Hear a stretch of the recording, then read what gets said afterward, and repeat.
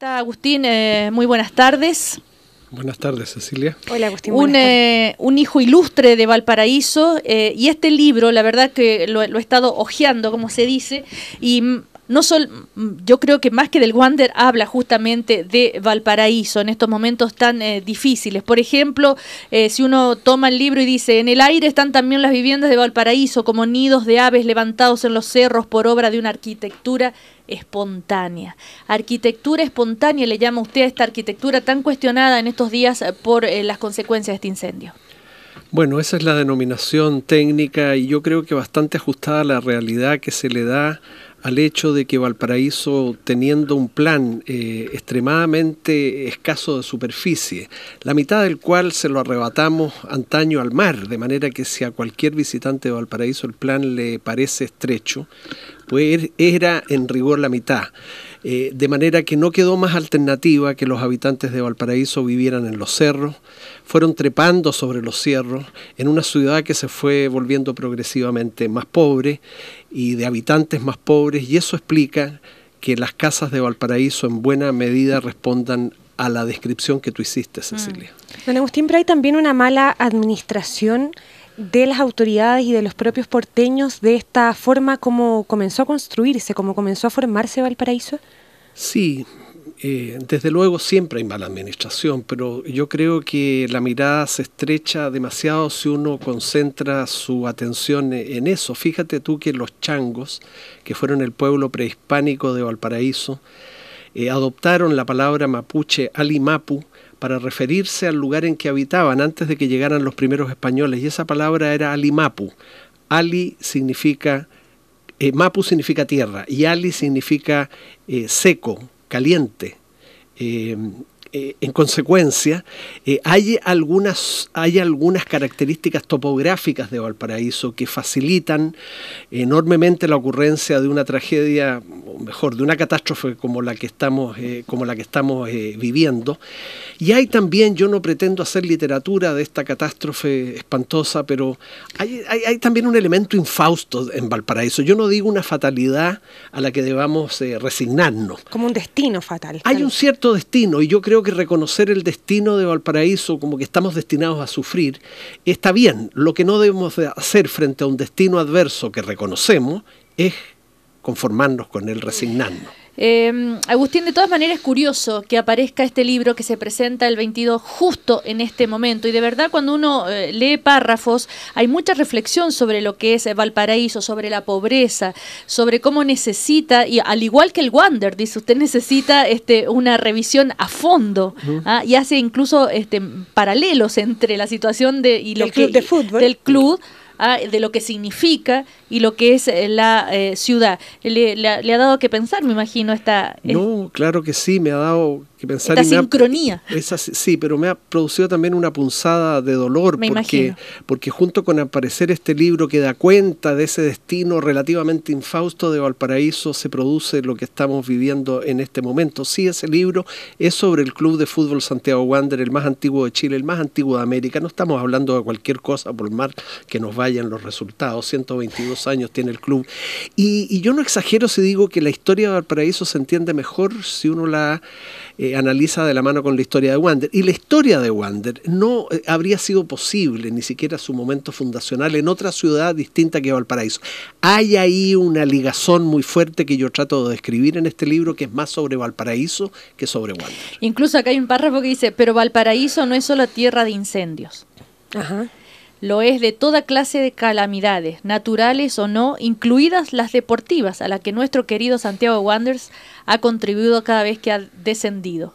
Wanderers nos ha hecho llorar muchas veces, pero a diferencia de tantos sitios que en Valparaíso han sido consumidos por el fuego, el club vuelve a levantar cabeza y a brindarnos las mejores alegrías. O sea, yo encuentro increíble este párrafo leerlo en días como estos. Es así, Cecilia. Y se emociona, Agustín. Bueno, me emociono porque yo digo que habito en Viña, pero vivo en Valparaíso. O sea, yo sí habito en Viña, pero yo estudié en Valparaíso, trabajo en Valparaíso. Y claro, ese libro es más sobre Valparaíso que sobre Wander en número de páginas, si tú quieres. Así nomás sea porque, claro, una ciudad da mucho más jugo, da mucho más, tiene mucha más historia, más vericuetos, más excentricidades y locuras que Wander. Valparaíso, creo que alguna vez lo he comentado con ustedes, no es la ciudad mágica que dicen las empresas de turismo, las agencias de turismo, es una ciudad loca, loquísima, algo desquiciada, lo cual suena fuerte, pero a la vez en eso consiste su atractivo. Con nada de esto quiero yo tender un maquillaje tipo lírico, literario sobre el momento espantoso que estamos viviendo, pero no podemos entender lo que pasa como nunca respecto de nada que es humano, sino en el contexto de la historia, en este caso de la ciudad. Ayer habían unos posteos en Facebook, Cecilia, en las redes sociales, que decían, era como un llamado de alguna manera irónico a los turistas, y decían, turistas tranquilos, señores turistas, el Gervasoni está bien, el Hotel Boutique en el Cerro Cordillera está bien, el sector patrimonial de Valparaíso está bien, lo que está mal hoy día es la gente que permanentemente, probablemente está mal en Valparaíso, lo que no se ve o lo que no se quiere mostrar. ¿Cuánto de eso hay? Y yo también quería preguntárselo, ligándolo a cuánto mal le ha hecho de alguna manera a Valparaíso esta situación de ser patrimonio de la humanidad, al resto de Valparaíso, no al perímetro que es reconocido por la UNESCO. No, ningún mal, creo yo, al contrario, es un bien a partir del cual, obtenido el 2003, ha comenzado con una lentitud exasperante, lo reconozco, un mayor cuidado por la parte patrimonial de Valparaíso, lo cual no significa, claro, olvidarse del resto. Valparaíso es, entre otras cosas, una ciudad turística, lo ha sido siempre, no solo desde la declaratoria. Y de eso viven, ¿no? Bueno, es una ciudad puerto, es una ciudad universitaria, es una ciudad turística, es una ciudad cultural. Bien, de lo que se trata no es de ahuyentar a los turistas le están haciendo bien a Valparaíso, los turistas extranjeros y muchos chilenos que están escogiendo como segunda vivienda al momento de jubilarse la ciudad de Valparaíso, no están escogiendo Viña, no están escogiendo Reñaca, son, digo yo, nuestros nuevos inmigrantes nacionales, no son equiparables a los españoles, a los alemanes, a los italianos, a los ingleses que llegaron en el siglo XIX a Valparaíso y que nos hicieron tan bien. Hay que mirar a nuestros turistas, aún a los extranjeros, y ni qué decir a los nacionales, que aunque durante el fin de semana se instalan en Valparaíso, como nuestros nuevos y apreciados inmigrantes.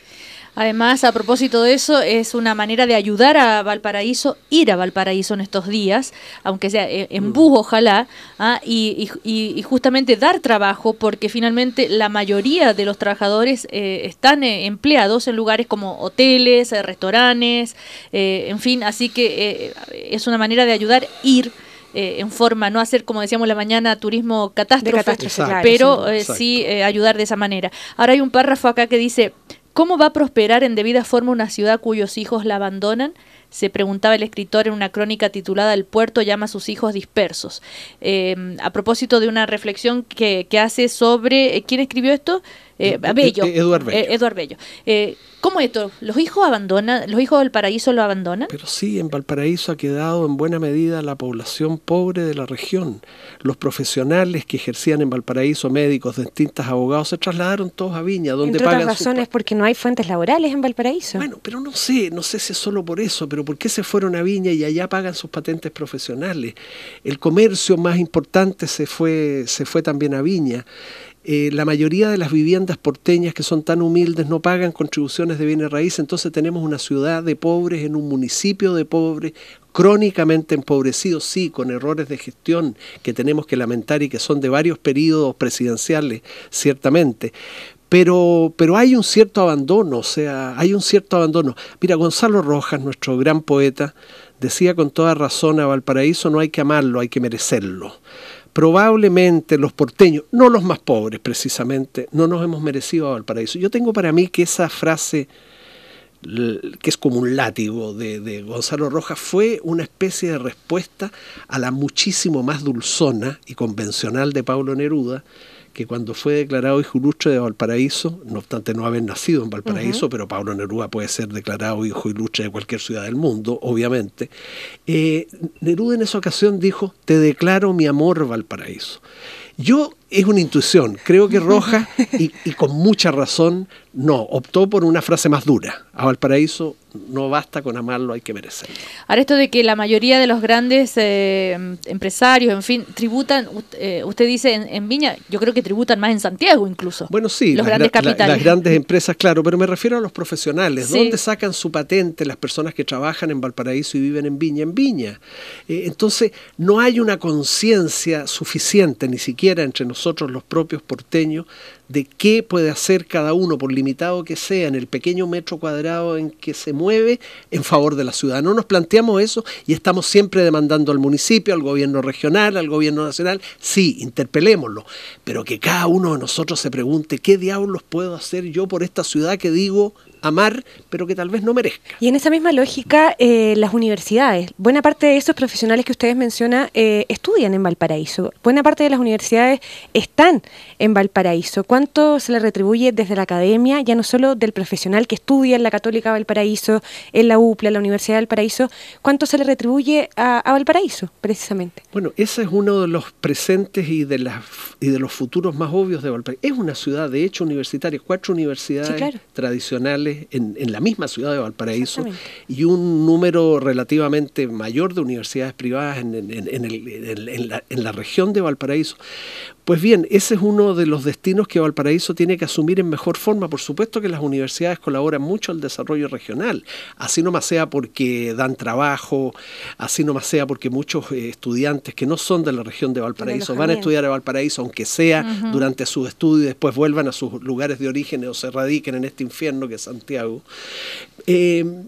Pero hay ahí algo que progresar, o sea, esos varios Valparaísos, puerto, universitaria, turística, cultural, de lo que se trata, digo yo, pero es difícil esto, es fácil decirlo solamente. ¿Cómo articular esas vocaciones reales de Valparaíso sin que ninguna sofoque a las restantes? En eso estamos, y ya que sea una ciudad-puerto, que es lo más propio de Valparaíso, no deja de ser una dificultad porque hay una constante disputa o debate, cuando menos, entre la empresa pública que administra el puerto y el resto de la ciudad, porque pareciera que esa empresa impera sobre el borde costero, proyecta sus expansiones quizás no suficientemente de la mano de las expectativas de la ciudad. Entonces tenemos, fíjense, una tensión entre la ciudad y su puerto, tratándose de una ciudad-puerto. Es curioso, no solo los containers que de repente nos tapan el mar, ahora mucho menos, hay que reconocerlo. Porque ya no es el puerto que era antes. Claro, pero fíjate tú la fatalidad, lo insólito que resulta, que lo más característico de la ciudad de pronto, yo no establezco culpas de un lado o de otro, se ponga a discutir con la ciudad. Estamos conversando con Agustín Esquella. Quisiera ver alguna memoria de niñez con Valparaíso. Pues mi memoria de niñez más fuerte está cuando, expulsado con justa razón de los Sagrados Corazones de Viña del Mar por mala conducta, fui llevado al Seminario San Rafael, un colegio de clase media, ubicado en el barrio de Santa Elena, en el Cerro Santa Elena, y llegar allí a los 12 años, salir de una viña que era una joyita en esa época, hoy día no es ninguna joyita, a decir verdad, y llegar al puerto, llegar a la rotundidad, a la fuerza, a las sugerencias de Valparaíso, tener que caminar desde donde me bajaba en bus en la avenida Argentina con Errázuriz, caminar 8 o 10 cuadras hasta el colegio que está, como digo, en el barrio Santa Elena, atravesar esa feria. Eso tuvo, junto con mis compañeros, algunos de los cuales eran de Viña, otros eran del Cerro Barón, del Cerro La Calahuala, tuvo para mí, en lo personal, ya que tu pregunta era personal, sí, un efecto formativo que agradezco hasta el día de hoy. Si yo hubiera seguido en Viña y en los Sagrados Corazones, probablemente habría tenido una mirada mucho...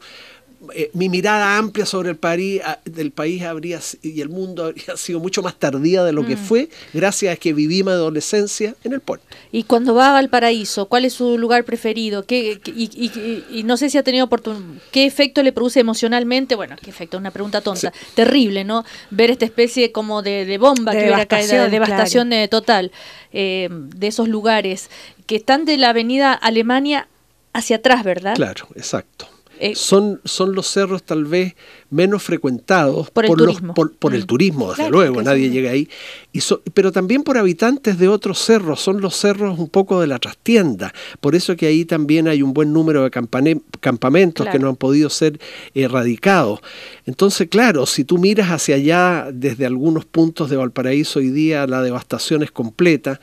Yo quiero creer que nos recuperaremos, yo quiero creer que ir a Valparaíso al Estadio Playa Ancha, hoy llamado Elías Figueroa, en homenaje a uno de nuestros mejores futbolistas, si no derechamente el mejor, al bar inglés de Valparaíso, del que he sido siempre habitué y en donde tengo un vaso con mi nombre que cada día se llena menos. Porque, ese cauceo que hacen con las patitas de chancho en el bar inglés. Cosas, claro, restaurantes nuevos de Valparaíso, de los que no hay que denostar, sí, algunos son elegantes y caros, pero está bien, también se pasa bien ahí, es mentira que no se pasa bien, y uno puede en Valparaíso tomarse una piscola con un pisco relativamente barato y desconfiable en el bar Pajaritos, que todavía existe, y luego comer una buena pasta en el Pasta Vino en el Cerro Concepción. Mira, me hiciste acordar, restaurante Pasta Vino, me comentaban que los trabajadores, la mayoría de los trabajadores de ese restaurante perdieron sus casas. Están damnificados hoy como buena parte de los trabajadores de Valparaíso. Ya que lo nombraste. Estoy preocupada por esto que leo aquí.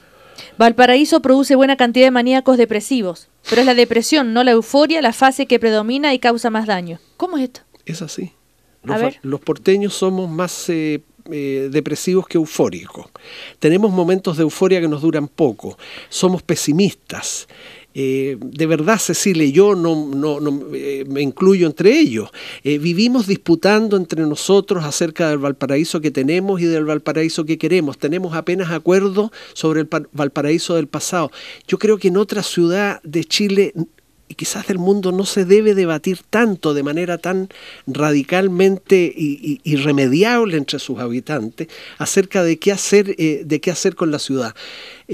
Claro, y situaciones como las que hoy vivimos, ¿cómo no nos van a poner más pesimistas? ¿Cómo no nos van a bajar el ánimo? Casi todos los autos en Viña y Valparaíso llevan pintado en estos días en el vidrio trasero con alguna pintura blanca o con cal, Fuerza Valparaíso, sí. Fuerza Valparaíso, sí, pero de una vez por todas, ¿qué se piensa desde el gobierno nacional hacer con Valparaíso? No puede ser tratada como una ciudad más del país. Agustín, sobre eso mismo, antes decía usted que había un cierto destino sobre Valparaíso que había que asumir, pero esto no significaba resignarse. Valparaíso ha generado también esta identidad, lo decía ayer David Pizarro, que es otro de los grandes futbolistas que ha dado el puerto, somos choros. Han generado esta identidad del puerto choro. ¿Eso en cuánto contribuye a un poco a que miremos con algo de abandono a Valparaíso cuando no pasan este tipo de cosas, al que sabemos que siempre se va a levantar, al que el porteño estira para arriba, en relación a lo que usted mismo estaba diciendo, al resignarse con este destino? No sé cuán choros somos en realidad, ese puede ser un tópico, uno de nuestros mitos. Sí, somos gente fuerte porque hemos tenido que pasar por muchas, ¿no? Pero la ciudad en que se vive en Valparaíso es extremadamente vulnerable, extremadamente frágil. Entonces ahí también hay una falta de sincronía, ¿cierto? Como personas que presumimos de ser fuertes, bueno, y que en parte probablemente lo somos, podemos vivir sin afectarnos, sin contaminarnos con lo que es la fragilidad, la vulnerabilidad de una ciudad expuesta en el pasado a epidemias, a naufragios.